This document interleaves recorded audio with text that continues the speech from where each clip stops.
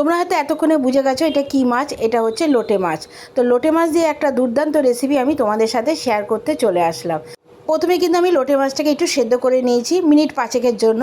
খুব একটা সময় কিন্তু লাগে না। তারপরে লোটে মাছ থেকে কিন্তু সম্পূর্ণ কাঁটা আমি বার করে নিয়েছি। কাঁটাটা বার করে মাছটাকে আলাদা করে নিয়েছি। এবার মাছের সাথে দেখো আমি কি মিশিয়ে ফেললাম। 2 চামচের মতন বেসন দিয়েছি, 1 চামচের মতন দিয়েছি চালের গুঁড়ো, আর 1 চামচ কর্নফ্লাওয়ার। এরপরে একটু পেঁয়াজ কুচিয়ে রেখেছিলাম সেটা এর মধ্যে দিলাম। তারপরে দিয়েছি কাঁচা লঙ্কা কুচি আর একটু রসুন কুচি।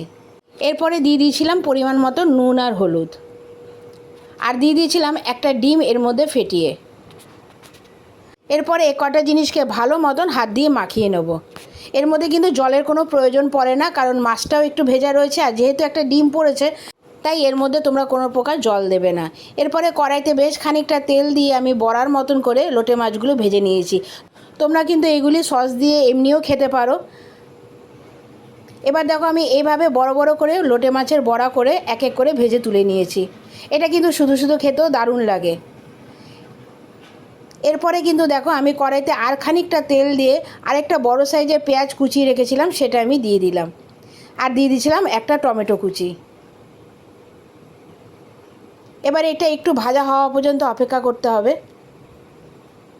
তো যারা যারা লোটে মাছ পছন্দ করো না তারা কিন্তু অবশ্যই একবার এইভাবে রান্না করে দেখতে পারো। এরপরে দিয়ে দেবো আন্দাজ মতো নুন আর সামান্য হলুদ গুঁড়ো।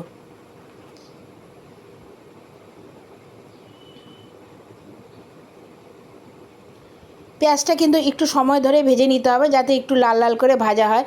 এরপরে দিয়ে দিয়েছিলাম সামান্য ধনে গুঁড়ো আর একটু জিরে গুঁড়ো, আর একটা পেস্ট বানিয়ে রেখেছিলাম আদা রসুন আর কাঁচা লঙ্কার, সেটাও আমি এর মধ্যে দিয়ে দিলাম। এবার এই সবকটা মশলাকে বেশ খানিকক্ষণ একটু কষিয়ে নিতে হবে। এই মশলা থেকে যতক্ষণ না তেল ছেড়ে আসছে ততক্ষণ কিন্তু রান্না করে নিতে হবে। দেখতেই পাচ্ছ মশলাটা কিন্তু প্রায় কষানো হয়ে গেছে।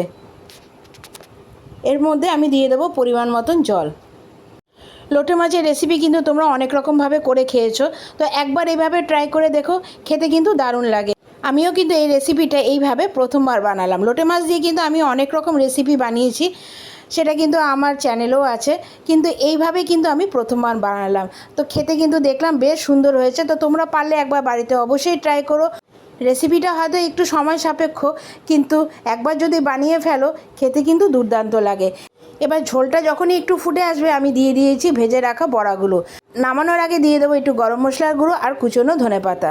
তো রেসিপিটা তোমাদের কেমন লাগলো অবশ্যই কিন্তু আমাকে কমেন্টস করে জানিও। ভালো লাগলে কিন্তু একটা লাইক কমেন্টস আর এটা অবশ্যই বন্ধুদের সাথে শেয়ার করে দিও। আর আমার চ্যানেলটা কিন্তু সাবস্ক্রাইব করে দিয়ে আমার পাশে থেকো। আমি কিন্তু দেখো নামানোর আগে দিয়ে দিয়েছি ধনেপাতা। এবার গ্যাসটা অফ করে দিয়েছি। খানিকক্ষণ এটা রেখে দিলে কিন্তু আর একটু ঝোল শুকিয়ে আসবে, যেহেতু এটা বড়া তাই ঝোলটা একটু টানবে। তো ঠিক আমি এই অবস্থায় কিন্তু গ্যাসটা অফ করে দিলাম। আমার রেসিপিটা তোমাদের কেমন লাগলো আমাকে কিন্তু অবশ্যই কমেন্টস করে জানিও। আমি কিন্তু তোমাদের কমেন্টসের অপেক্ষায় থাকি। আসবো আবার একটা নতুন রেসিপি নিয়ে তোমাদের সাথে শেয়ার করতে। তোমরা ভালো থাকো, সুস্থ থাকো, আবার দেখা হবে। এখনের জন্য টাটা।